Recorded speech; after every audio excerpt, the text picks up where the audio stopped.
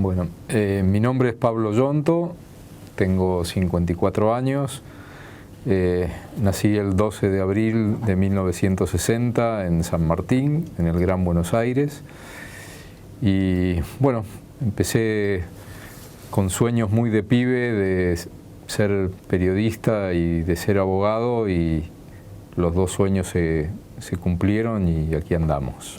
¿Cómo estaba conformada tu familia primaria? Yo tengo un padre peruano y una madre argentina.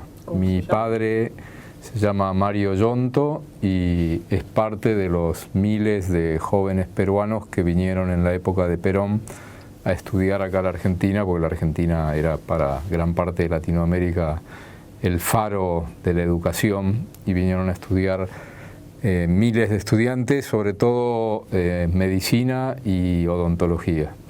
Mi padre vino a estudiar medicina, conoció a mi madre acá y bueno, se casaron acá, se recibió acá, y después, con los años, cuando yo tenía 5 años, viajamos a Perú, así que yo me eduqué en Perú, hice mi primaria y mi secundaria en Perú. Eso, entre otras cosas, originó que yo tuviera una veloz carrera educativa, porque en Perú en aquel momento había una revolución de izquierda hecha por militares de izquierda, una cosa rara en Latinoamérica, pero ocurrió algo parecido al chavismo. Pero ¿qué año era? Esto fue en 1968. Tomó el poder, bueno, un general peruano, Velasco Alvarado, y esta transformación educativa hizo o permitió, entre otras cosas, que yo a los 15 años ya estuviera entrando a la universidad acá, porque volví, ya había terminado la secundaria y vine acá a estudiar en 1976 justo, para el golpe. Así que me anoté en periodismo y me anoté en derecho. Hice el primer año de Derecho, lo tuve que hacer en la Universidad de Belgrano, no en la UBA, porque cuando fui a la UBA y llené los papeles, bueno, mi edad era 15 años y no me acuerdo por qué norma o por qué cuestión reglamentaria de la universidad, con esa edad no podía ingresar, así que tuve que hacer el primer año en una universidad privada donde pagabas y no importaba la edad, y hice el primer año de Derecho en la UB y después me pasé a la UBA. Así que después me recibo de periodista a los 3 años y me recibo de abogado en la UBA. Así que soy egresado. Hice las dos carreras juntas. Los 3 primeros años yo estudiaba Derecho y estudiaba Periodismo, y en el 78 empecé a trabajar en Clarín. Entré a Clarín, así que hubo una época en que estaba estudiando Derecho, estudiando Periodismo y trabajando en Clarín. ¿En qué año empezaste en Clarín?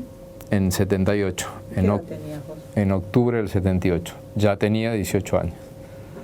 Yo me recibo de periodista en diciembre del 78,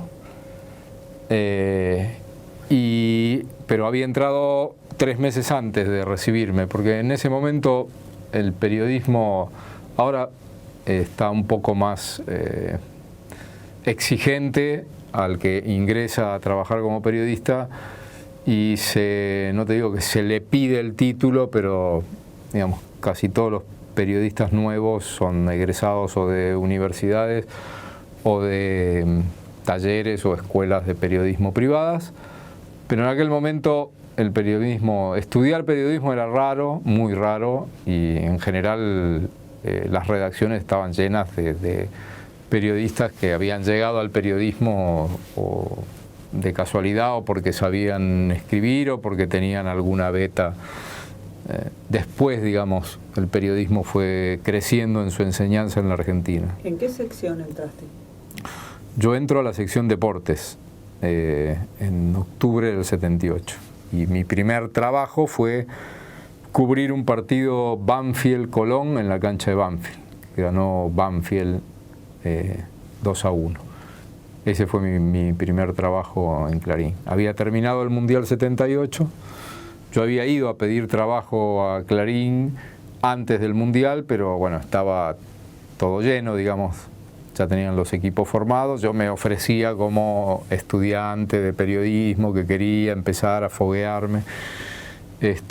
Había hecho una recorrida con una hojita con mis datos por varias redacciones, La Prensa, La Nación, Clarín, radios, la revista El Gráfico, Editorial Atlántida. Y en Clarín, según lo que me contaron, bueno, la razón por la que me llamaron a mí fue la casualidad. No, yo no tenía ningún conocido ni nada, había dejado mi papel con mis datos, había entregado esas cosas que hacen e hicieron todos los jóvenes siempre, que era entregar algunos trabajos que uno tenía. Y un día se enfermó un periodista, Nahum Salman, tenía que ir a cubrir el partido Banfield-Colón, se enfermó, el partido era a las 3:30, se enfermó a las 11:30, 12 del mediodía, y me llaman por teléfono urgente para que cubriera ese partido, así que por supuesto que yo vivía en San Martín en esa época, así que volando me tomé tren a Retiro, subte a Constitución y en Constitución el tren a Banfield y llegué a horario para el partido y ahí empecé.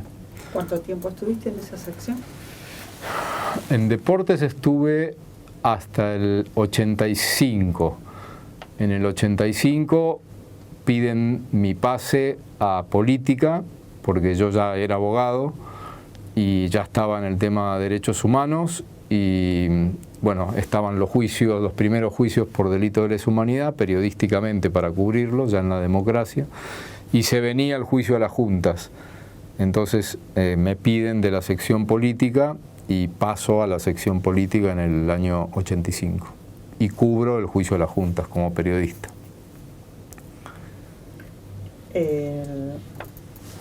¿Cómo, qué opinión nos podés dar acerca del rol que tuvieron los medios y cierto sector del periodismo en la época de la dictadura? El rol fue no solo triste, sino que fue un rol de partícipes en el terrorismo de Estado y en la propia ideología y construcción de la ideología de la dictadura.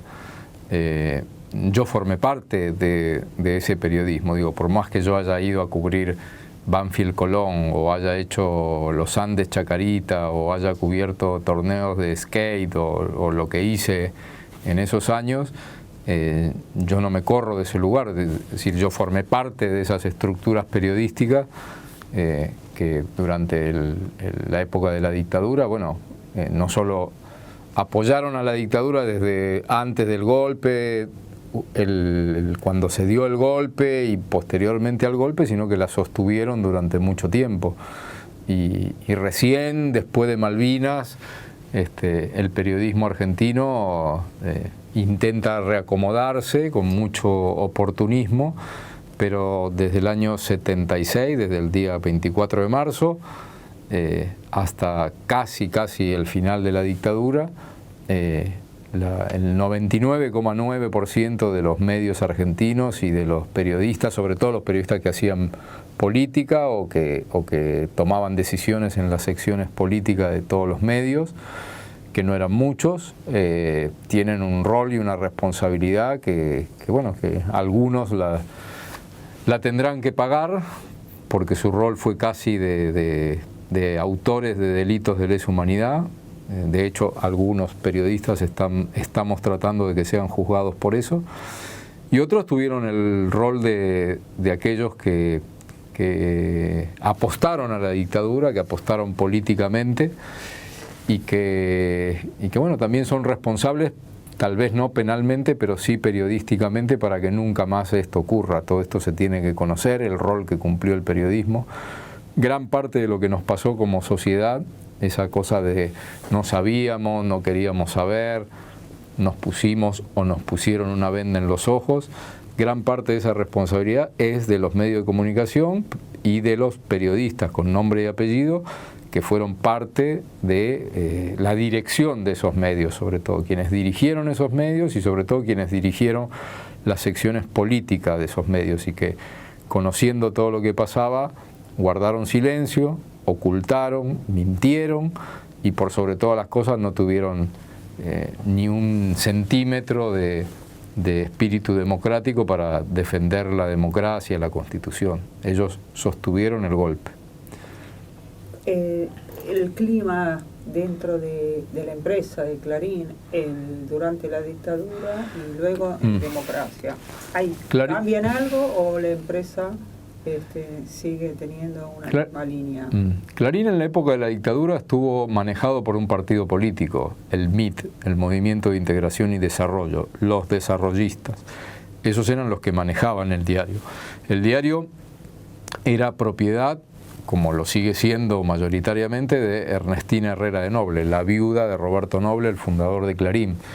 Pero políticamente y periodísticamente estaba manejado por el desarrollismo. Cuando Noble muere en el año 69, él estaba muy ligado y muy cercano al desarrollismo, a lo que se conoció como el frigerismo de Rogelio Frigerio, y Rogelio Frigerio tuvo una fuerte incidencia dentro del diario, y cuando muere Noble, el frigerismo, luego de una batalla interna dentro de la empresa, gana la batalla interna el frigerismo, y el frigerismo, obviamente que con el aval de Ernestina de Noble, pasa a ocupar la comandancia, digamos, del diario Clarín. Y en el año 76 esto era así, cuando yo entré en el 78 continuaba así.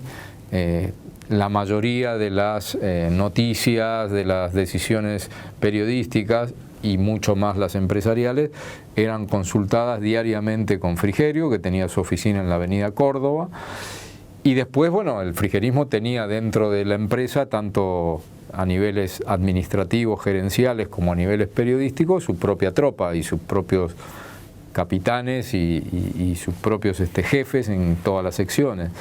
De hecho, bueno, uno de los gerentes que ingresa en la época de la dictadura, que lo traían de La Plata, que era un joven brillante del desarrollismo, es Héctor Mañeto, quien luego se va a quedar, digamos, al frente del diario. Pero el diario era eso, era un diario manejado por el desarrollismo. El desarrollismo en la época del golpe decide apoyar el golpe, no es un partido, el desarrollismo no cuestionó el golpe de Estado, lo apoyó. Luego empieza a hacer algunas críticas económicas a la política económica de Martínez de Hoz, pero políticamente y en todos los aspectos de la vida, digamos, social, apoya a la dictadura durante años. Y bueno, y era público y lo veíamos todos los días que los que manejaban las secciones clave del diario tenían trato con los milicos, qué sé yo, desde Joaquín Morales Solá, que venía y contaba las veces que iba a tomar el té con varios generales de la dictadura, hasta periodistas de política que se ufanaban de haber viajado en el avión con el general tal, de, qué sé yo, de algunos periodistas que todavía están y otros que no están. De los que no están, Ramón Andino, el papá de Guillermo Andino, era un periodista que venía y se jactaba en la redacción de tener relaciones sociales con los de la Fuerza Aérea, y otros andaban coqueteando y jactándose de coquetear con los militares en cuestiones como jugar al tenis, más allá de la cuestión específicamente periodística que se veía todos los días reflejada en las páginas del diario. Eran muy pocas las excepciones de los periodistas de Clarín y de todos los medios que tenían una actitud de resistencia a la dictadura. Eran muy pocos, no alcanzan, creo, ni los dedos de una mano para contarlo. ¿Cómo era la situación laboral? O sea, ¿podían sindicalizarse aún? No estoy hablando en periodo de democracia, de dictadura, sino ya en democracia. ¿Podían sindicalizarse? ¿La empresa permitía eso? Yo formé parte de una generación de jóvenes que entraron a Clarín en la época de la dictadura, que entramos como muchos pibes embobados porque entrábamos al diario de mayor circulación, era como jugar en River o Boca, entonces pensábamos que entrábamos a un diario y bueno, nos llevó un tiempo darnos cuenta que entrábamos a un factor de poder político. Ya conté que manejado en ese caso por un partido político, el desarrollismo, y además entrábamos a algo que pensábamos que era un diario y en realidad era una máquina de hacer plata, donde lo que menos importaba era el periodismo y las noticias. Digamos, las noticias eran para venderlas, ese era el concepto, la venta de noticias y la venta, es decir, predominaba la cuestión comercial, no la cuestión periodística. Entonces todo era un producto, había que hacer productos y pensar en otros productos que hicieran más plata, y uno, bueno, llegaba con la inocencia de creer que eso era un diario y que ahí se iba a hablar a fondo de periodismo, y de lo que se hablaba cada vez más era de negocios, y por eso Clarín termina siendo lo que es ahora. Pero y sindicalmente, como entramos, esta generación que entramos en la época de la dictadura y entramos con esa inocencia de, bueno, entremos y aceptemos las reglas de juego y las condiciones que nos ponen, la mayoría de los que entramos en esa época, entramos con una figura que se llamaba el colaborador. Colaborador en el periodismo, sobre todo en aquella época, era el que entraba y no era registrado, es decir, lo que hoy se dice trabajador no registrado. Y entramos a decenas, por eso en el año 82 hubo una rebelión dentro de Clarín de todos los jóvenes, que éramos como 200, que estábamos en esa situación, gente que había entrado en el 76, 77, 78 hasta el 82. Se produce nuestro primer intento por sindicalizarnos y reclamar. Nuestro primer reclamo era que nos efectivicen, que estábamos hace años trabajando ahí con horarios y por ejemplo, no te pagaban vacaciones, si te enfermabas, mala suerte, es decir, era un trabajo no registrado, pero con obligación de horarios y bueno, y todas las consecuencias que tiene que te marquen las obligaciones laborales como si fueras efectivo. Esa primera rebelión del año 82 termina con, bueno, Clarín detecta esa rebelión porque nos reuníamos en casas de periodistas o en bares o en hoteles y Clarín detecta, digamos, quiénes son los cabecillas de esa rebelión y los despide. Eso fue en el año 82, despiden a 6 periodistas que eran nuestros líderes en ese momento para la organización sindical. De esos periodistas, 3 eran de mi sección. Nuestra sección era la más numerosa, deportes, y además era, por esta cuestión del espíritu juvenil, era la más combativa. Y echaron a 3 periodistas, Alejandro Fabri, Gustavo Veiga y Alejandro Guerrero. Eran de mi sección. Después echaron a 2 compañeros que eran de política y a un compañero que era de internacionales. Bueno, eso metió mucho miedo, por supuesto, y nos llevó un tiempo recuperarnos, hasta 1983, que, bueno, con ya los vientos más democráticos empezamos a perder el miedo, a empezar a juntarnos en asamblea ya dentro del diario, y en 1984, en los primeros meses, se decide, bueno, convocar elecciones para la primera comisión interna después de casi 7 años y medio, y bueno, ahí ya yo había empezado a militar política y sindicalmente. ¿No militabas políticamente? En el año 82, digamos, yo soy captado, se decía en esa época, por una compañera que estaba en la Facultad de Derecho, que era militante del PST, el Partido Socialista de los Trabajadores, y empiezo a militar en el PST, que luego al año siguiente se transforma, a los pocos meses se transforma en el MAS, Movimiento al Socialismo. Así que ya había empezado a militar ahí, ya había empezado a relacionarme por mi ligazón política con los abogados del PCT más que estaban en el CELS, así que ya me había empezado a ligar al tema de los juicios, no eran los juicios todavía, pero era el tema de los derechos humanos y las primeras denuncias. Y como ya tenía yo cierta formación política, me presento como candidato en las elecciones de Clarín, ¿no? De comisión interna.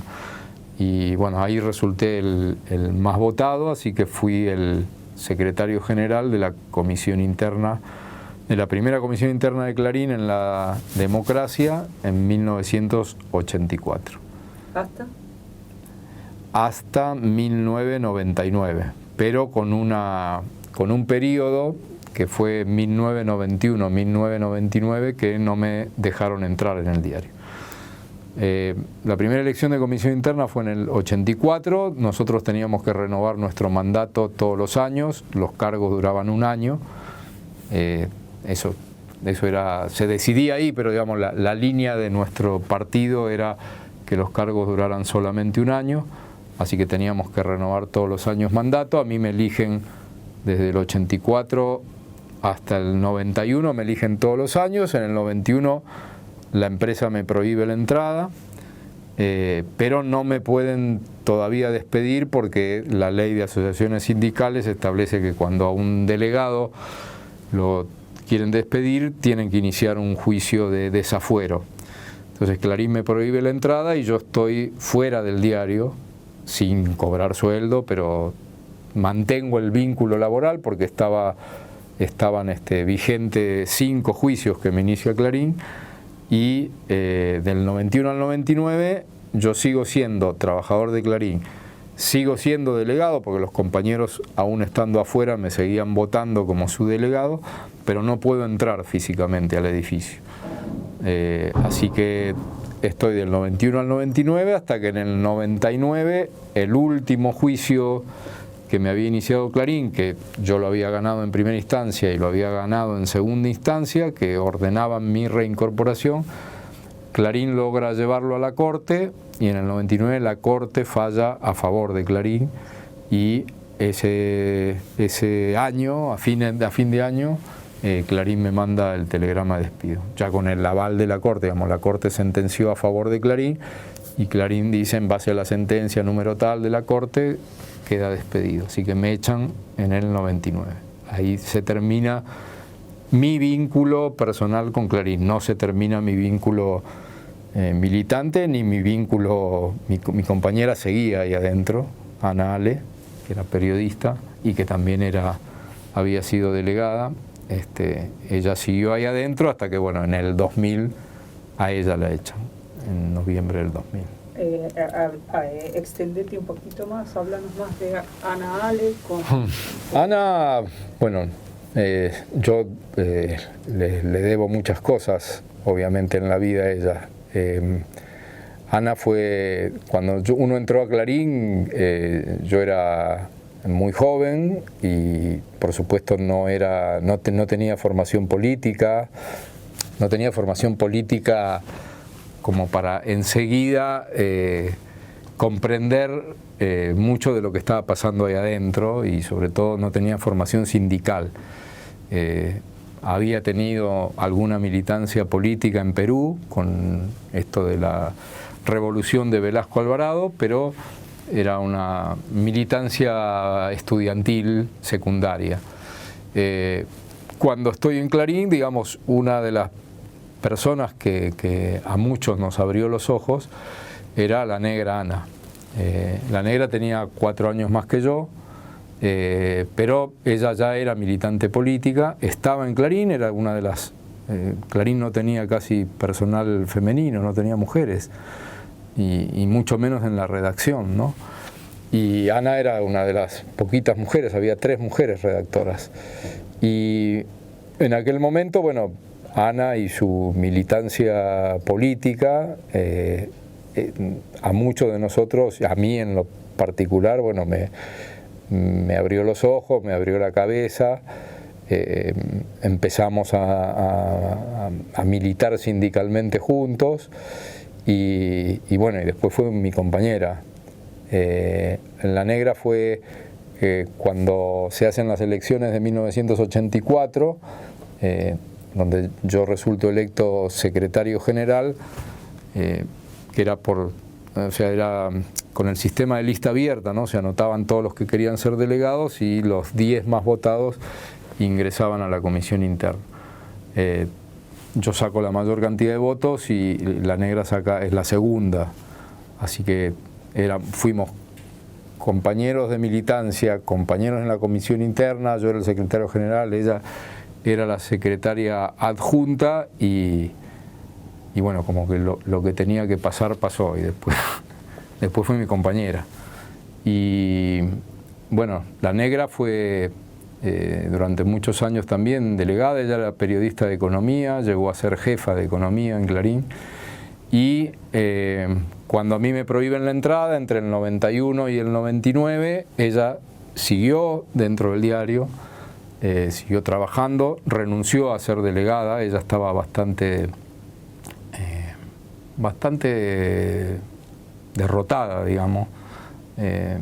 La década del 90 no fue precisamente una década buena para los laburantes en casi ningún lado y tampoco fue buena dentro de Clarín. Digo, Clarín también fue, no el diario, sino muchísimos trabajadores también fueron ganados por la ola menemista y la cuestión de que el sindicalismo era malo y de que bueno, la vida era así y el capitalismo era así.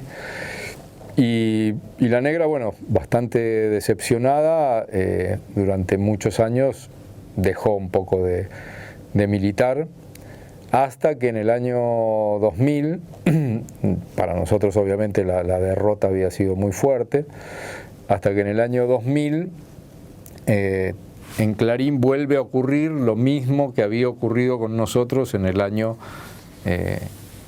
82, que era ingreso de jóvenes durante el menemismo y Clarín con la precarización laboral.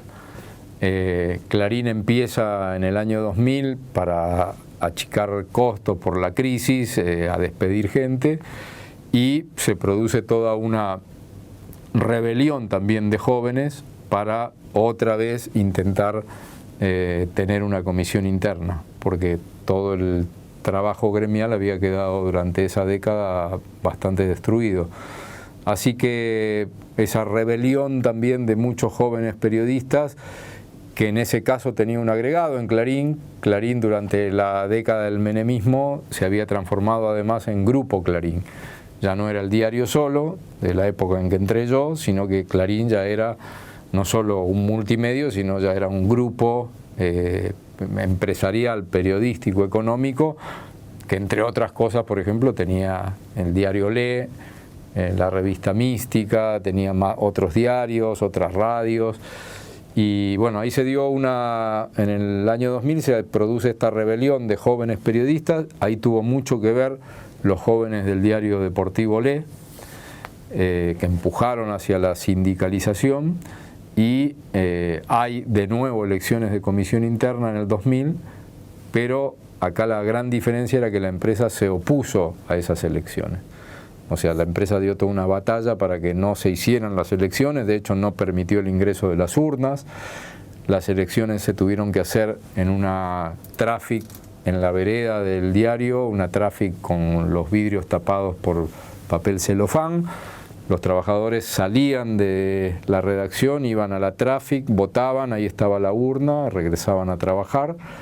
Y bueno, se eligió comisión interna y ahí la que tuvo la mayor cantidad de votos fue la Negra. A la Negra la habían logrado convencer de que regresara a la actividad sindical porque bueno, realmente era la más experimentada. Bueno, Ana es electa secretaria general de la comisión interna en agosto del 2000, en el medio de una reacción muy fuerte de la empresa que no quería comisión interna, Y el 4 de noviembre del 2000, o sea, apenas 3 meses después de esa elección, Clarín, en un acto de salvajismo patronal, despide a toda la comisión interna, eran 10 compañeros y compañeras, y a 117 activistas. Destroza la actividad sindical. De hecho, la acción fue mucho más violenta que otros años, porque los despidió el día 4 y el día 4 a la mañana el diario había estado cercado ya por todo un vallado de la Guardia de Infantería, pues Clarín preveía que iba a suceder lo que finalmente sucedió, que es que si la gente iba a ir al diario y se iba a encontrar con que no los dejaban entrar, iba a haber una reacción física, que la hubo. La gente se fue juntando frente a las vallas, no los dejaban entrar, había una lista de despedidos y hubo ahí una confrontación con la policía. Obviamente que los compañeros y las compañeras perdieron y bueno, Clarín duró varios días eso, pero salió con la suya. Toda la comisión interna quedó afuera y 117 trabajadores quedaron despedidos. Eso generó que en Clarín hubiera una paz de los cementerios durante 12 años, hasta el año 2012, que otra vez los jóvenes ahora han vuelto a organizarse y otra vez tienen comisión interna desde el 2012 hasta ahora, y bueno, crucemos los dedos, por suerte hasta ahora no los han echado, pero hoy Clarín 2014 tiene una comisión interna integrada por jóvenes, ¿no? Y esta es un poco la lección de la historia, creo, para Clarín. ¿Qué rol jugó la UTBA en los periodos de clima más bélico dentro de Clarín, de los despidos y de las negación a las comisiones internas? En noviembre del 2000, cuando fueron estos despidos, la UTBA jugó un rol de socio de Clarín.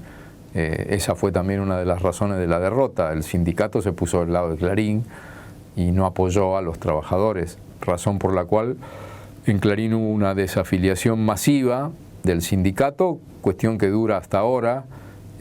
Clarín es la empresa más grande en cantidad de trabajadores de prensa en toda la Argentina, y tiene el más bajo índice de afiliación sindical, producto de una cuestión de memoria histórica, porque ya no estoy yo, no está la Negra, no están los viejos compañeros, han pasado 30 y pico de años, y sin embargo, 30 y pico años de todo este desarrollo de actividad sindical, 14 años desde el masazo de los despidos masivos, y sin embargo en la memoria colectiva perdura la bronca hacia el sindicato, y los jóvenes no se vuelven a afiliar por todo esto, porque saben que hubo una traición muy grande de la UTBA, ¿no? Que es un sindicato que decidió priorizar sus relaciones sociales y sindicales con Clarín, y bueno, así nos está yendo, ¿no? Que el grupo periodístico más grande de la Argentina tenga una altísima cantidad de trabajadores no afiliados sindicalmente es un fiel reflejo de lo que se piensa de la UTBA, ¿no? Que jugó un rol muy traidor en el conflicto. Antes de cerrar el tema Clarín, quiero preguntarte cómo obtiene el grupo papel prensa. Es una apropiación la de Clarín de papel prensa, una apropiación no solo de Clarín, fueron 3 diarios, Clarín, La Nación y La Razón. La Razón hoy es parte de Clarín, pero en aquel momento eran 3 diarios autónomos. Clarín era de Ernestina de Noble y el frigerismo, La Nación de la familia Mitre y La Razón de los Peralta Ramos.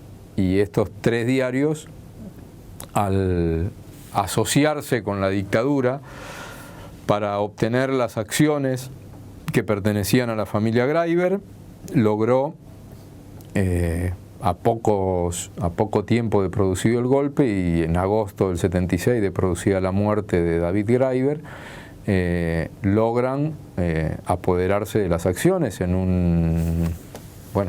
usando métodos que hoy están siendo investigados porque se cometieron delitos de lesa humanidad contra la familia Greiber, fueron torturados, fueron secuestrados, torturados, privados de su libertad, despojados de sus propiedades, y bajo el título de que eran propiedades de la subversión o adquiridas por los subversivos, se les sacaron esas propiedades y, por supuesto, con maniobras que hoy se están investigando, fueron transferidas a estos tres grupos económicos, ¿no? Clarín, La Nación. Por eso Clarín logra apropiarse de esas acciones y luego lo que hace es se las compra o adquiere La Razón, mejor dicho, al comprar La Razón se queda también con las acciones de La Razón. Por lo tanto, hoy Clarín tiene la mayor parte de la cuota accionaria de papel prensa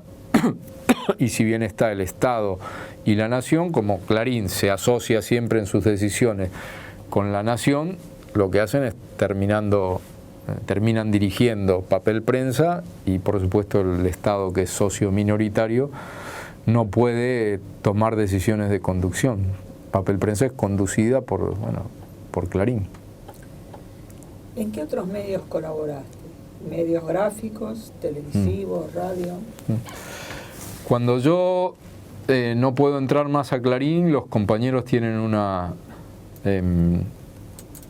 reacción solidaria, porque no, para que se entienda, me prohíben la entrada a Clarín, pero además nosotros veníamos de una gran derrota, que era en el año 1989, en la hiperinflación de Alfonsín Menem, lo que se da entre junio y julio del 89, nosotros hicimos un reclamo salarial y la inflación era, aunque parezca mentira, sobre todo para los jóvenes, la inflación era del 96% mensual, del 87% mensual.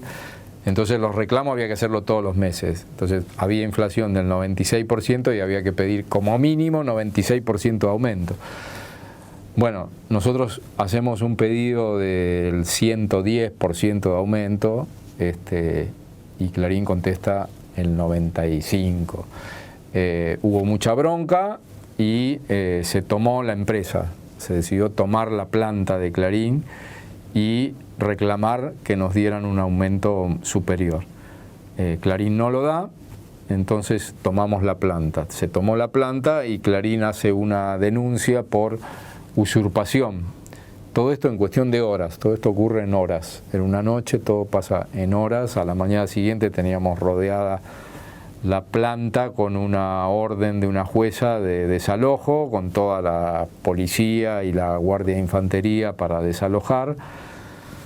Nosotros hacemos una asamblea, nos dividimos, hay un sector nuestro que propone mantener la toma, diciendo que Clarín no se iba a atrever a desalojarnos con gases y con violencia, que era un escándalo nacional si hacían eso. Adentro había periodistas y obreros, y otro sector y el sindicato dicen que no, que había que desalojar. Bueno, se fue una asamblea, ganó la posición de desalojar, o sea, perdimos. Y eso significó una derrota, porque no solo tuvimos que desalojar, sino que no nos dieron el aumento.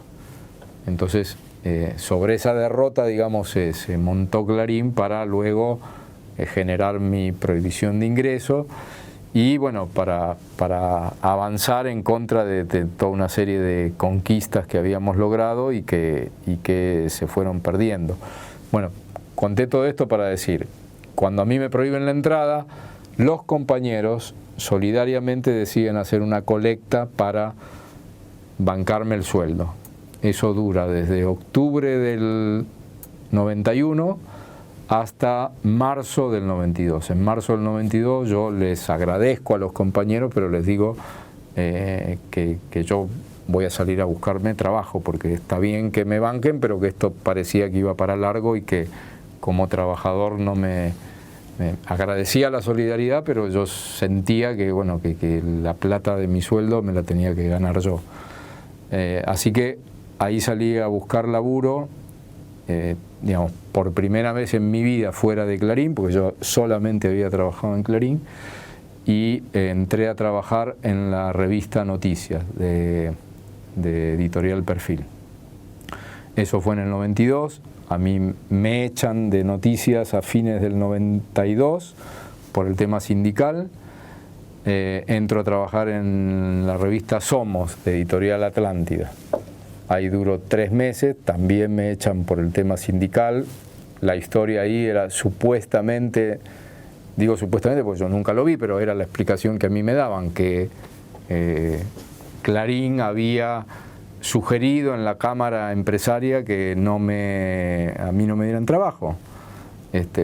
Yo no lo podía creer, pero lo cierto es que ocurrió eso. Yo estuve 8 meses en Editorial Perfil, en la revista Noticias, firmando y todo, y a los 8 meses me dicen afuera. Entro a la revista Somos y a los 3 meses me dicen afuera. Así que bueno, esos fueron mis laburos hasta ahí, y después como que me corrí de rubro y pasé a algo que no había hecho nunca, que era radio y televisión, y ahí logré mantenerme más tiempo. Trabajé en Radio Libertad, en Radio La Red, en Canal 9, en un canal de cable que se llamaba BCC, en el diario El Expreso, en el diario La Razón, cuando no era de Clarín, pertenecía a un empresario menemista que se llamaba, bueno, me olvidé el nombre. Así que bueno, estuve después, bueno, por revistas y diversos lugares. ¿Qué es Metaprensa? Metaprensa fue el producto de la primera ruptura de un sector del periodismo con los grandes medios de comunicación. Fue la primera vez en la Argentina que un grupo de periodistas decide cuestionar duramente a los medios de comunicación y cuestionar duramente el rol de los periodistas. Metaprensa fue producto de los despidos de Clarín en el 2000, de los despidos de La Razón en el 2000 y de una serie de despidos que hubo en la llamada crisis del 2000-2001.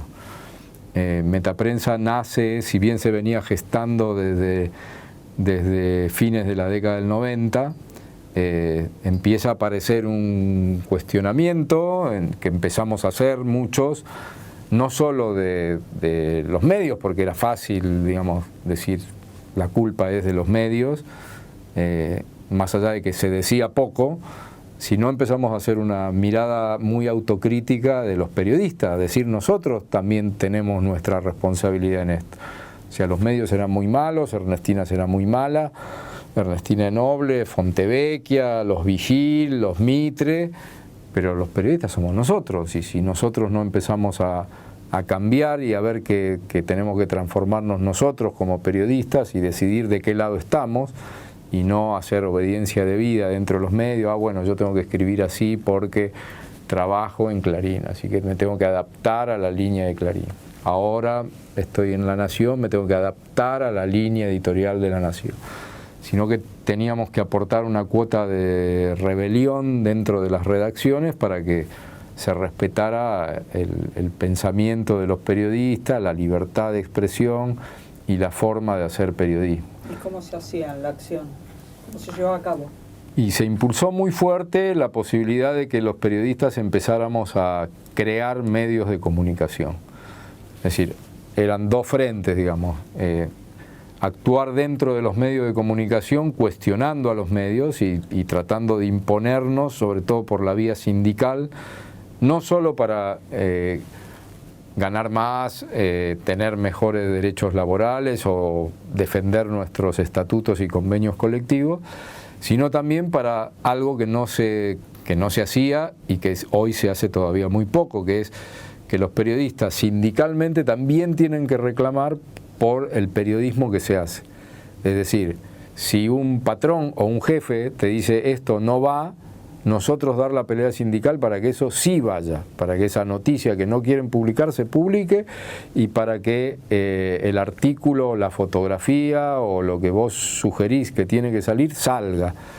Es una disputa muy fuerte, porque ellos son los dueños, digamos, de la propiedad del medio, pero la discusión a la que llevaba Metaprensa es a la discusión política de que los medios de comunicación son medios de comunicación, pero están para expresar ideas y para expresar hechos y para expresar noticias que no tienen que estar en cabeza de uno solo que decide esto sí y esto no, que es el dueño de los medios, que teníamos que romper ese concepto. ¿Perdura en la actualidad Metaprensa? No, Metaprensa no sigue. Metaprensa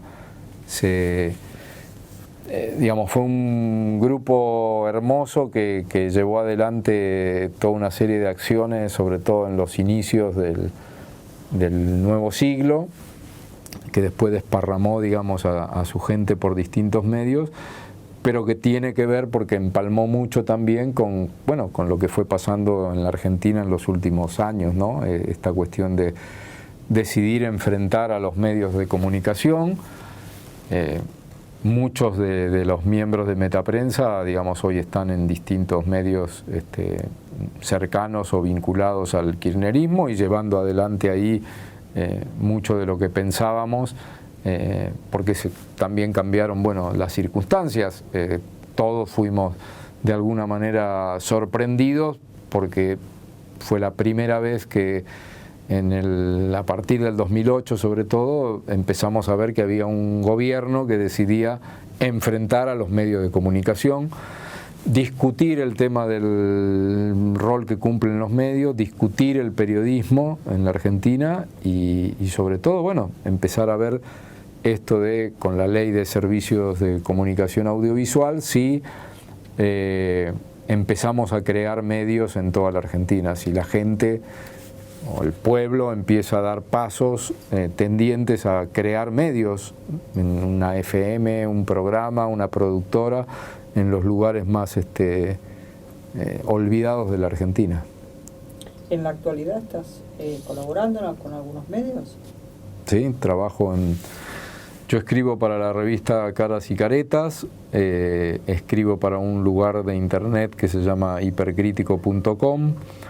Doy clases, soy profesor adjunto de periodismo e investigación en la Facultad de Periodismo de la Universidad de La Plata y tenemos una revista que se llama Un Caño, que hasta hace poco salía en papel, en formato papel, pero ahora solamente en internet. Estamos tratando de ver si la reflotamos para papel de nuevo, pero yo sigo viviendo del periodismo, vivo del periodismo, siempre viví del periodismo y eso me permitió militar como abogado, que es una rareza, pero tuve la suerte de que la vida me permitiera eso, de que yo quería militar como abogado y llevo más de 30 años militando como abogado, sin necesidad de vivir de la abogacía. Entrando ya en tu otra profesión, la de abogado, contanos cuándo vos comenzás en el CELS, ¿en qué año? Yo voy al CELS, el Centro de Estudios Legales y Sociales, que era un organismo de derechos humanos con una mirada, además de los reclamos por la aparición con vida de los desaparecidos, era ya un organismo que tenía una fuerte impronta jurídica. Se dedicaba a hacer habeas corpus, a hacer denuncias y a llevar adelante los casos que le iban llegando. Yo voy en el año 82, todavía no me había recibido de abogado, yo ya había empezado a militar en el PCT y el PCT tenía, dos de sus, no sé si llamarlos figuras, pero eran personalidades conocidas, que eran Luis Zamora y Marcelo Parrilli, que estaban en el CELS. Es decir, el PCT, eran dos militantes del PCT que estaban en el CELS ya de hace varios años, estaban desde el 79, si no me equivoco. Y ahí los que éramos estudiantes de abogacía en el partido, que éramos poquitos en ese momento de la UBA, muchos nos acercamos al CELS para dar una mano a Luis, a Zamora y a Marcelo Parrilli. Así que yo empecé dándoles una mano a ellos como estudiante. Por ejemplo, lo que hacíamos era buscar jurisprudencia, o lo que hoy se busca en internet. Antes había que ir a la biblioteca de la corte, a sentarse, ver los libros, ver qué había de... Porque ya se empezaban a hacer las primeras denuncias contra militares, sobre todo en el 83, y los militares, sus abogados, empezaban a plantear cuestiones como cosa juzgada, prescripción, y había que buscar jurisprudencia para vencer, digamos, esos primeros planteos que hacía. Así que yo empecé de esa manera, empezando a buscar jurisprudencia, acercando casos. Cuando me recibo, ya empiezo a tomar casos.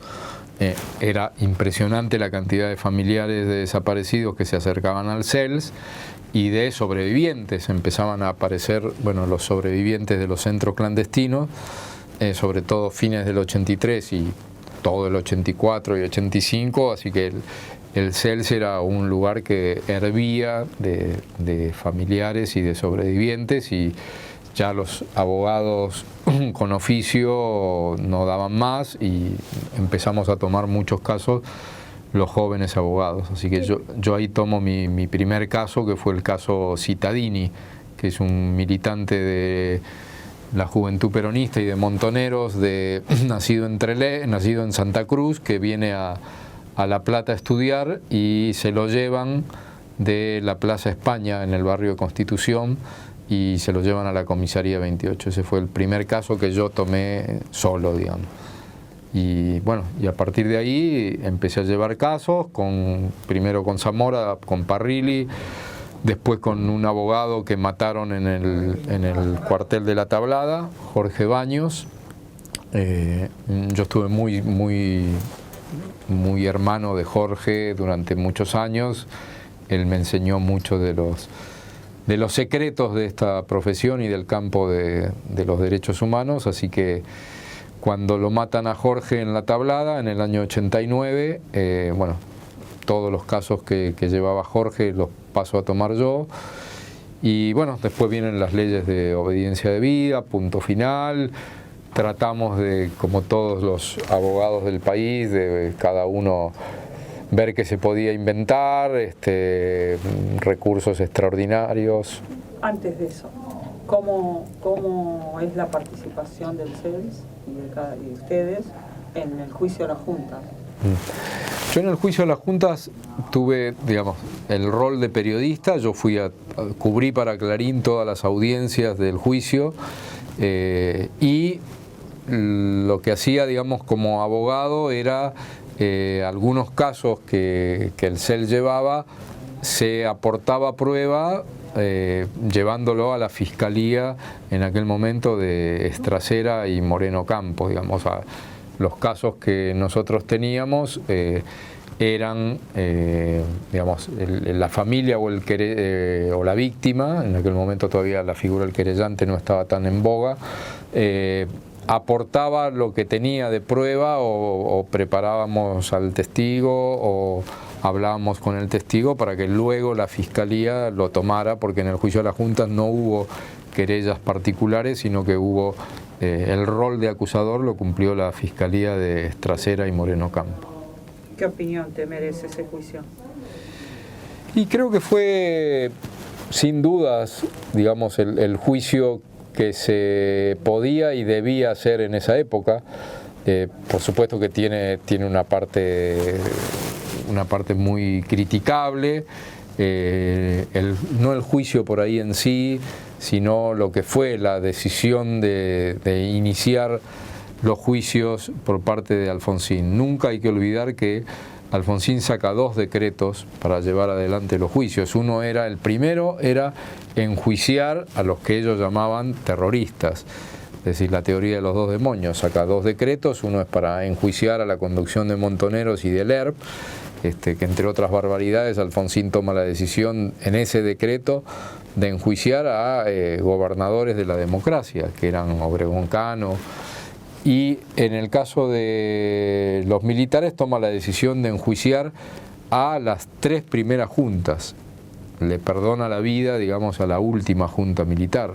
Suponemos nosotros, esto Alfonsín jamás lo reveló ni en un reportaje ni en sus memorias, porque excluyó a la cuarta y última junta, y uno solamente le queda suponer que lo hizo porque era la junta del acuerdo, digamos, la que acordó la transferencia del poder entre la dictadura y el gobierno democrático. De hecho, una foto y una escena que nos debe avergonzar a los argentinos y a Alfonsín en particular, y a los radicales en particular, es que la transferencia de poder en la Argentina se da a través de una ceremonia en la que un dictador y genocida le entrega la banda y el bastón presidencial a un presidente de la democracia. Eso no debió ocurrir nunca, pero bueno, fueron los acuerdos y las condiciones del radicalismo con la dictadura. Y ese juicio a las juntas, yo creo que era el juicio que se podía hacer según el criterio de los radicales, pero bueno, nosotros siempre exigimos que fueran juzgados enseguida. El juicio a la Junta se hace en el 85, se debió hacer en el 84, pero bueno, ahí también hubo una concesión del radicalismo, que fue creer que los militares se iban a juzgar solos. Entonces por eso primero, por el decreto, ordenó que todas las causas fueran a la justicia militar, con lo cual en el 84 se produjo una barbaridad, que fue que las víctimas del terrorismo de Estado, los sobrevivientes de la tortura y de los centros clandestinos, en el 84 fueron a declarar a cuarteles. ¿Por qué? Porque el decreto decía, primero veamos si los militares, decía, todo va a la justicia militar. Si la justicia militar no lleva adelante estos juicios, pasará a la justicia civil. Entonces todo el 84 se fue a la justicia militar. Obviamente que los militares tomaban audiencias, pero nunca sacaron una condena, nunca sacaron Entonces Alfonsín en el 85, al ver que efectivamente ocurre lo que todos le decían, todos los organismos de derechos humanos le decían que iba a ocurrir, que era que los militares no se iban a juzgar, decide sacarle el tema a la justicia militar y pasa a la justicia civil, y ahí viene el juicio a la Junta en el 85, que es un juicio sin duda emblemático, mantiene la teoría de los dos demonios, lamentablemente, y por supuesto toca solamente algunos aspectos importantes, pero toca solamente algunos aspectos del terrorismo de Estado. Dejó de lado miles de casos, dejó de lado muchos delitos, los delitos de abuso sexual, violación y otros no son contemplados, pero bueno, es, como se diría hoy, es lo que había, es lo que hay, y se hizo, y resultó, sí, sin duda, un fuerte impulso. La condena a los comandantes dio un fuerte impulso al resto de juicios que tenían que venir, hasta que, bueno, llegaron las leyes de obediencia debida y punto final, que frenaron todo. Y la formación de la... Ahora sí, cuando quieran. Claro. La conformación de la CONADEP, ¿qué opinión te mereció? La CONADEP fue cuestionada por algunos organismos de derechos humanos y por algunos abogados, me incluyo, porque nuestra posición era que la comisión investigadora tenía que surgir del pueblo, y que la comisión investigadora que debía surgir del pueblo era una conformada por los diputados y senadores nacionales, que esa era la verdadera representatividad. No creíamos en una CONADEP formada por personalidades famosas. Pero bueno, no, esa postura no ganó. El radicalismo prefirió la posición de hacer una comisión investigadora formada por famosos.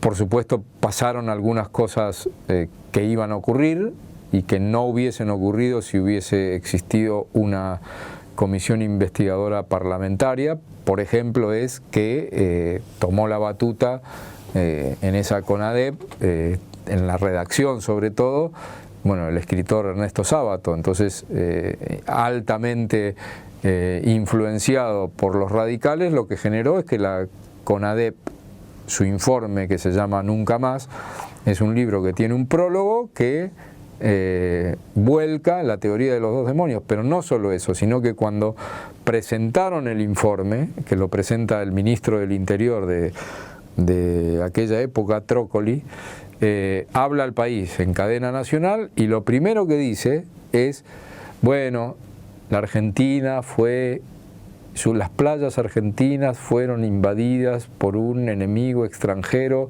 que empieza a hablar de, bueno, la llegada del marxismo y la subversión y entonces todo eso generó la reacción de un Estado genocida, pero no solo es la teoría de los dos demonios, sino que es una barbaridad explicar históricamente que vas a entregar un informe de violaciones a los derechos humanos y entonces que la culpa es del comunista subversivo que ingresó a las playas argentinas, como si hubiese sido así, que no fue así, que la explicación, digamos, de lo que fue la guerrilla, las acciones armadas, la verdad que lo tenés que explicar en el marco de lo que ocurría en Latinoamérica, en el mundo, en la década del 50, 60, 70, en la proscripción del peronismo. O sea, es muy de Villique en creer que vas a explicar que todo esto empezó porque invadieron las playas los comunistas y entonces el Estado tenía que reaccionar. Es una cosa de loco. Bueno,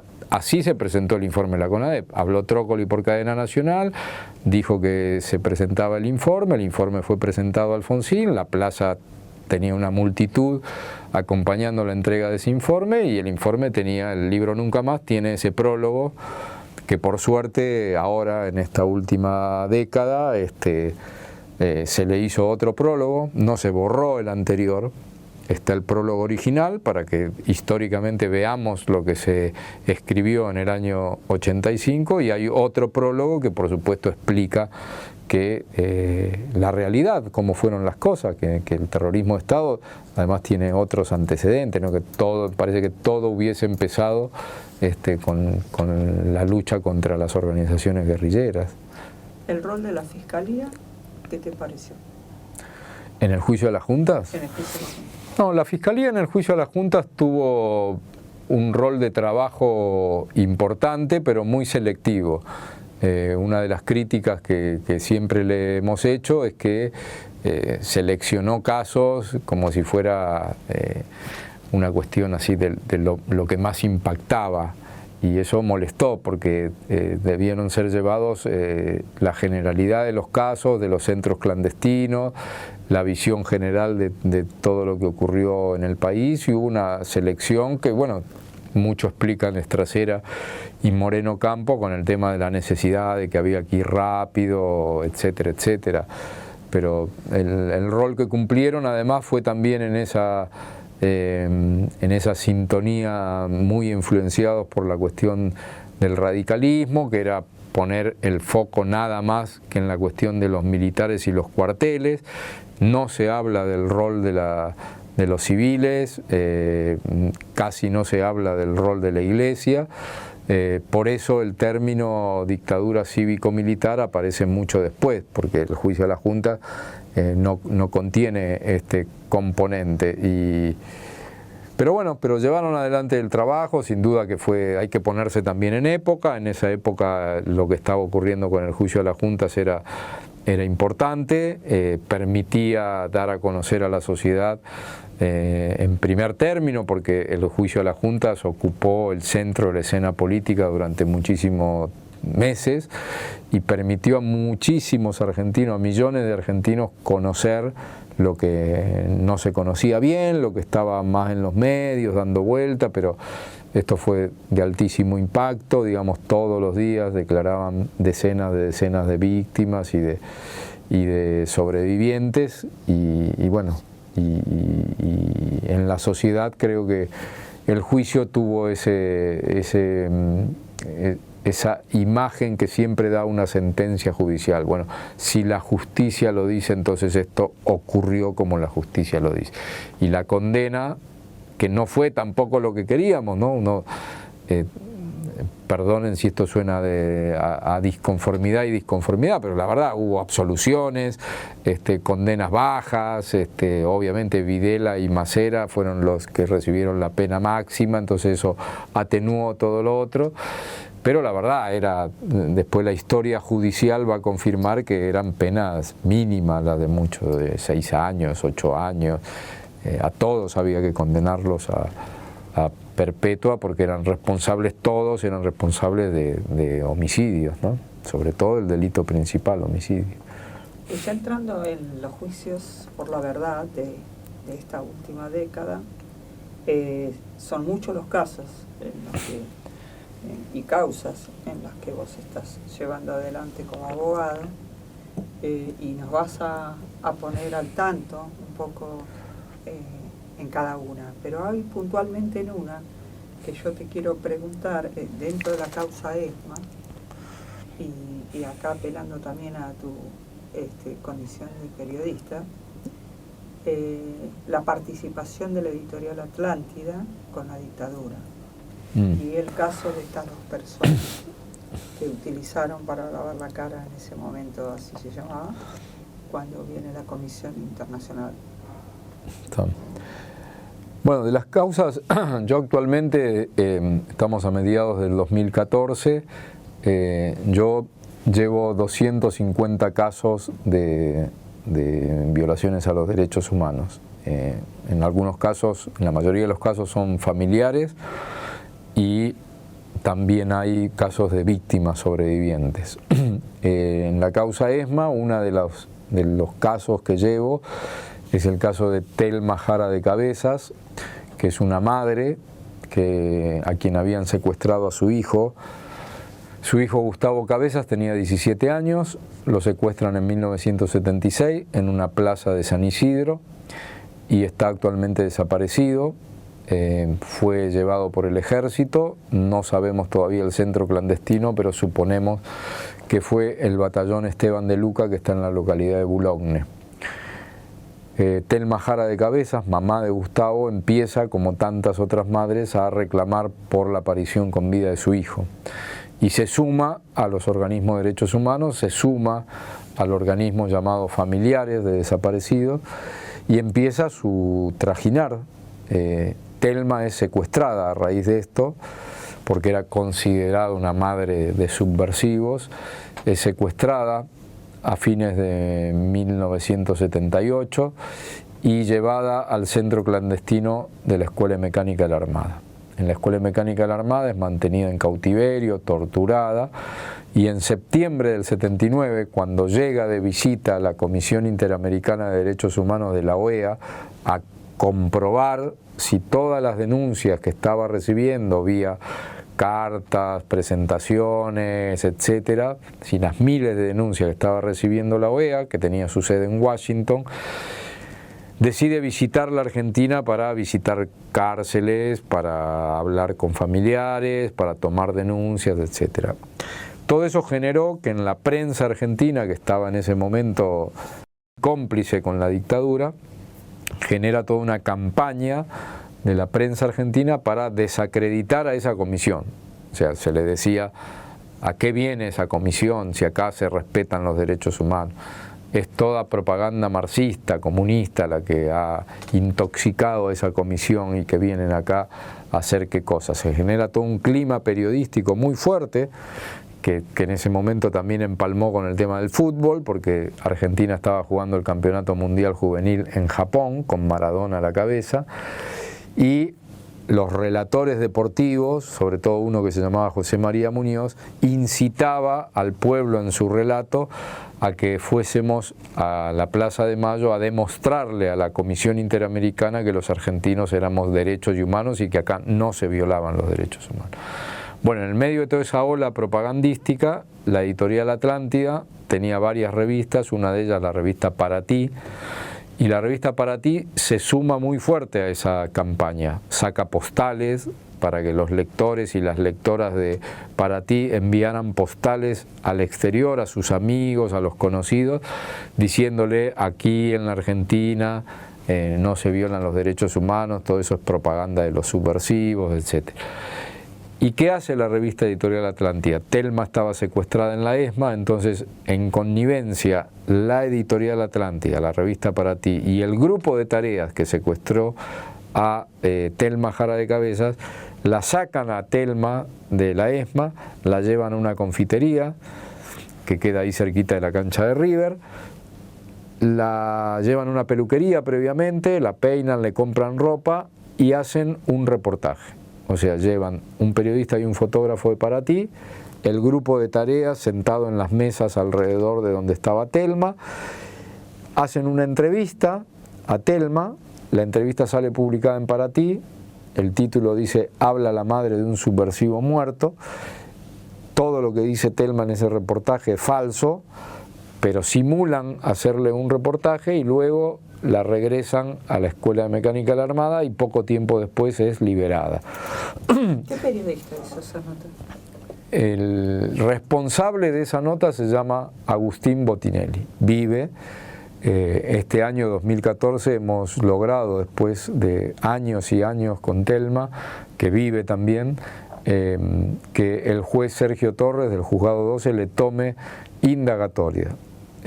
Por primera vez en la Argentina un periodista fue indagado por delitos de lesa humanidad, pero no por algo que él hizo, que él haya picaneado o torturado, sino por el artículo periodístico. Es decir, se consideró al artículo periodístico como parte del plan de exterminio. ¿Por qué? Porque el plan de exterminio incluía el secuestro, la tortura, la eliminación física por medio de los vuelos de la muerte, pero también la acción psicológica por medio de estas propagandas o artículos que se publicaban en los medios. Y todo esto es valioso para nosotros, más allá de que todavía Botinelli no ha sido procesado, estamos esperando que el juez dicte un procesamiento, pero nos ha permitido en estos días que se haya conocido otro caso más, de un joven, bueno, ahora ya es un veterano, pero un chico de 17 años que fue secuestrado en Córdoba, de apellido Borovio. Se entera leyendo los diarios en el 2014 que se inició una acción y que se indagó a Botinelli por el caso de Para Ti, y él se acercó ahora a contar que cuando a él lo secuestran en el año 77 en La Perla, en el centro clandestino de La Perla, en Córdoba, le hacen, durante su cautiverio, le hacen redactar una carta que se llama Carta de un joven subversivo arrepentido. Redacta esa carta, y esa carta, ¿dónde sale publicada? En la revista Para Ti también. Con lo cual se ha sumado ahora el caso de Borovio para demostrar, bueno, que la revista Para Ti, en connivencia y participación con los secuestradores, armaban todas estas acciones psicológicas hacia la población. Y había un caso más, ¿no es cierto? El de Barry. Sí, el caso de Barry está todavía, bueno, también en investigación. Ahí actuó, además de la revista Para Ti, la revista Gente y la revista Somos, todas de Editorial Atlántida, y lo que hicieron fue publicar a los papás de Barry. Los habían asesinado en Uruguay, había ido un grupo de tareas de la ESMA a Uruguay a hacer un operativo y los mata. Y Alejandrina queda, que la nena, de que en ese momento, si no me equivoco, tenía 4 años, queda sola en Uruguay. Obviamente le matan a los padres. Entonces, ¿qué hacen las revistas? A sabiendas de que había ocurrido ese hecho, sin contar lo que había pasado, lo que ponen es algo así como así abandonan los subversivos a su hijo. Ponen la foto de ella rubiecita como para que dé lástima a los lectores y digan: mirá esos subversivos cómo dejaron a la pobre nena, cuando lo que había ocurrido era que habían ido este grupo de tareas a asesinarlos a los padres. Este caso todavía está, el responsable de estas 3 revistas todavía, digamos, no ha sido individualizado como para que se lo indague en el juzgado también de Sergio Torres. Como dijimos antes, son muchas las causas. ¿Cómo podés hacernos una síntesis, no de pormenores, a lo mejor de cada causa, sino a grandes rasgos, como está el tema, por ejemplo, empresario de Ford, Mercedes-Benz, y algunos otros casos donde podamos tener claramente una idea de qué son estos juicios para la verdad y dónde te parecen que es acertado cómo se están llevando adelante y en qué te parece habría que corregir el rumbo de los juicios. En la Argentina, hoy en el 2014, hay un poco más de 500 genocidas condenados, hay casi 80 absueltos, o sea, la justicia ha dicho no hay pruebas para condenarlos, hay más de 70 prófugos y hay más de 1000, casi 1100 imputados, o sea, esperando, digamos, en algún momento el juzgamiento en juicio oral. Ese es el panorama. Esta cifra, que puede parecer alta, es muy pequeña. Para llevar adelante un plan de exterminio que tiene al menos 30.000 víctimas, es necesario lo que ocurrió, que son ejércitos, marina, fuerza aérea, policías provinciales, policía federal, gendarmería, prefectura, más todo el andamiaje civil que incluye jueces, fiscales, empresarios, sacerdotes. Todo eso llevó adelante el plan de exterminio, todo eso llevó adelante el terrorismo de Estado. No existe una estadística para poder decir, bueno, los responsables fueron 150.000, pero es una altísima cantidad, no son los 500 y pico condenados, obviamente que hay miles que ya murieron, pero son decenas de miles los responsables que andan caminando todavía por el país sin haber sido juzgados. No va a ser fácil identificarlos porque la gran parte del terrorismo de Estado ocurrió en las sombras. Identificar a un torturador es de lo más difícil que hay en los juicios, porque los compañeros víctimas estaban encapuchados o vendados, entonces no le vieron el rostro, tal vez no escucharon ni su voz, no sabemos quiénes son, pero bueno, lentamente algunas cuestiones identificatorias van apareciendo, y mientras se juzga a los responsables de las cúpulas de cada zona, que sí son fácilmente identificables, el trabajo más duro, más arduo es encontrar año por año, lugar por lugar, en los más de 600 centros clandestinos, quiénes eran estos responsables del secuestro, la picana, la tortura, los vuelos de la muerte, etc. Y después están los civiles, que por suerte estamos en una etapa en la que algunos empresarios ya han sido indagados por delitos de lesa humanidad. Está el caso de Blaquier de la empresa Ledesma, el caso de Levín en la empresa La Veloz del Norte de Salta, está el caso de los 3 gerentes de Ford, que ahora en unos meses más van a ser juzgados en un juicio oral, está el caso de Mazot, el empresario del diario La Nueva Provincia de Bahía Blanca.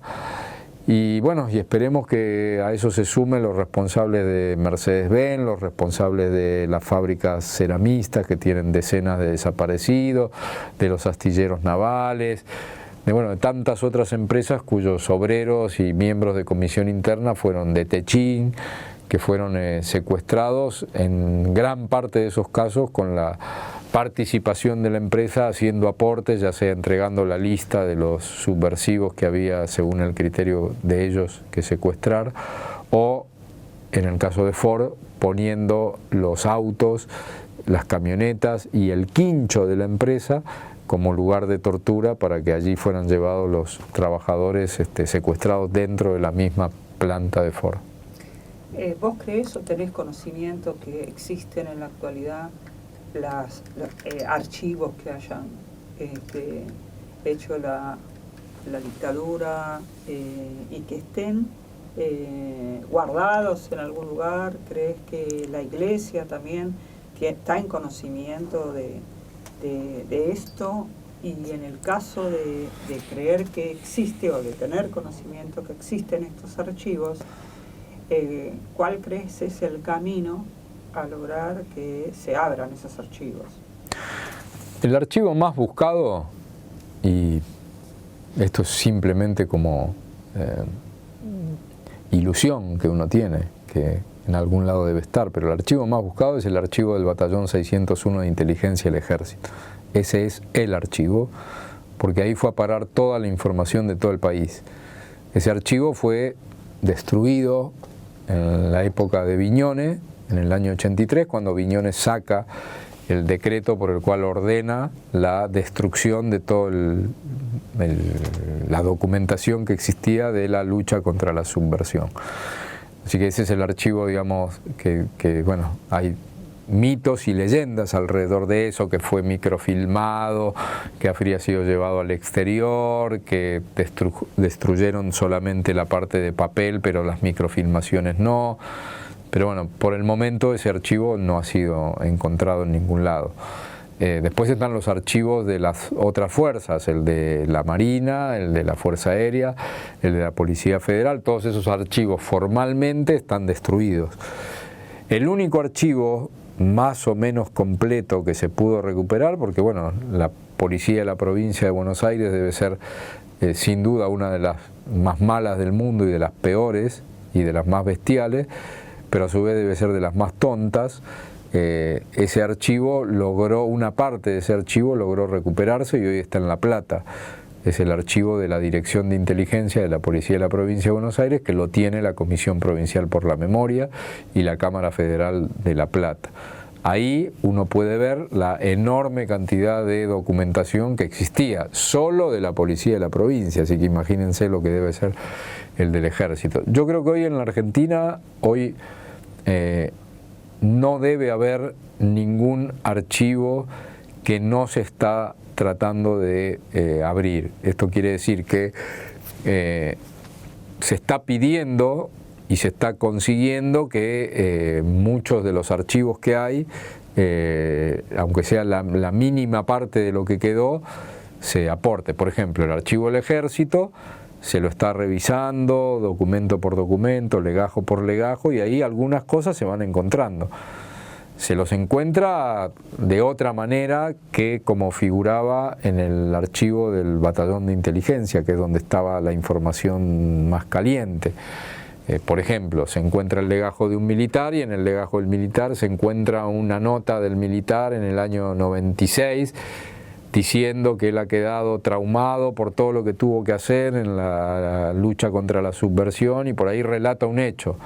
Entonces ahí apareció una cuestión de archivo que es una carta de un militar que reconoce haber participado en un hecho, en un operativo, en un secuestro, etc. Eso estaba metido en su legajo, y como se están revisando todos los legajos de todos los militares, algunas cosas van apareciendo.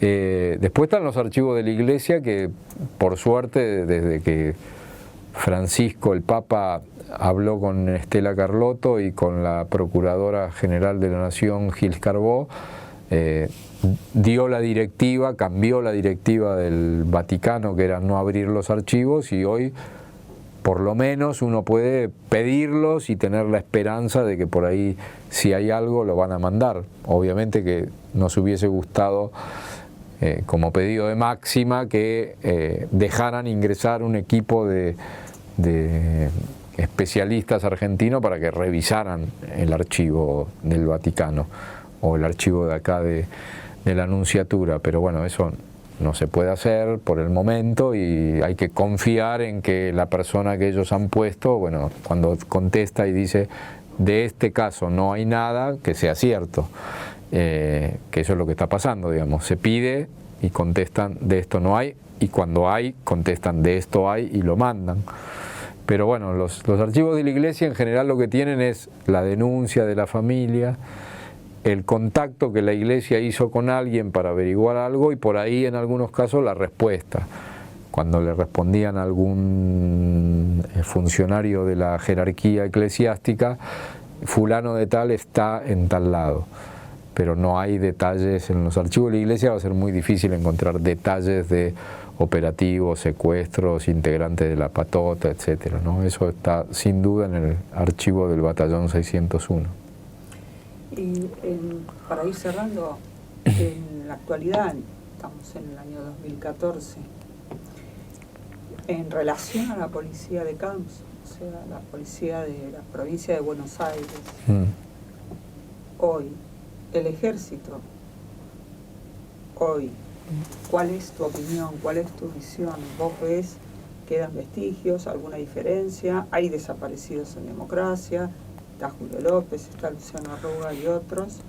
Quiero, por favor, tu opinión en función de tener un panorama actual de las cúpulas y de un entretejido que es la policía de la provincia de Buenos Aires, la policía federal y las otras fuerzas del ejército. En el 2014 la situación de las llamadas fuerzas de seguridad y de las fuerzas armadas, digamos, es bastante distinta unas de otras, ¿no? ¿Esto qué quiere decir? Sin duda que la educación que ha recibido el ejército en los últimos años es muy distinta a la que han recibido otras fuerzas.